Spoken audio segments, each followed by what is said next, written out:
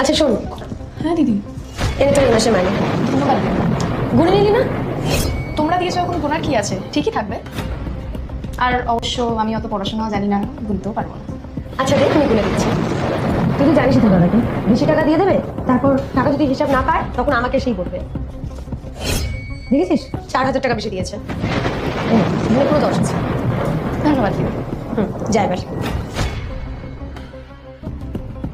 কি রে, তোর হাতে এতগুলো টাকা? দিদি আছে মাইনে দিল দাদা।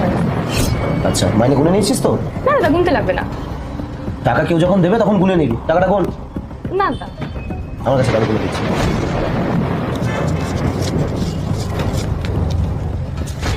এখানে তো 6,000 টাকা রয়েছে, তোর মাইনে তো 10,000 টাকা। আমি তো 10,000 টাকা দিয়েছি, বাকি 4,000 টাকা কোথায় গেল?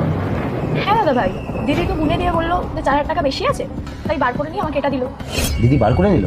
হ্যাঁ বললো বেশি আছে। ঠিক আছে, চল তুই আমার সাথে। দেখছি। এই প্রীতি, তুমি ওকে কত টাকা মাইনে দিয়েছো? কেন 10,000 টাকা তুমি যেটা দিয়েছিলে? কিন্তু এখানে তো 6,000 টাকা রয়েছে। আমি তো জানি না, আমি তো ওকে টাকাটা দিয়ে দিয়েছিলাম।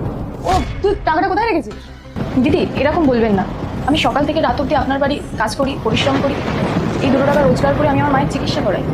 আপনি এরকম অপবাদ দেবেন না দিদি, হাত জোর করছি আপনার কাছে। ওরা গরিব, 2 টাকার জন্য লোকের বাড়িতে কাজ করে। তোমার লজ্জা করলো না ওখান থেকে টাকাটা বের করে নে? আমার ভুল হয়ে গেছে, কিছু মনে করিস না। সরি। না দিদি, এরকম বলবেন না, আপনার তো আমাদের কাছে ভগবান। আপনারা 2 টাকা দেন বলেই আমাদের সংসারটা চলে, আমি আমার মায়ের চিকিৎসা করাতে পারি। এরকমটা বলবেন না দিদি। ঠিক আছে, নে, এখানে তো পুরো মাসের মাইনেটা আছে, যা। আসছি দাদাবাবু।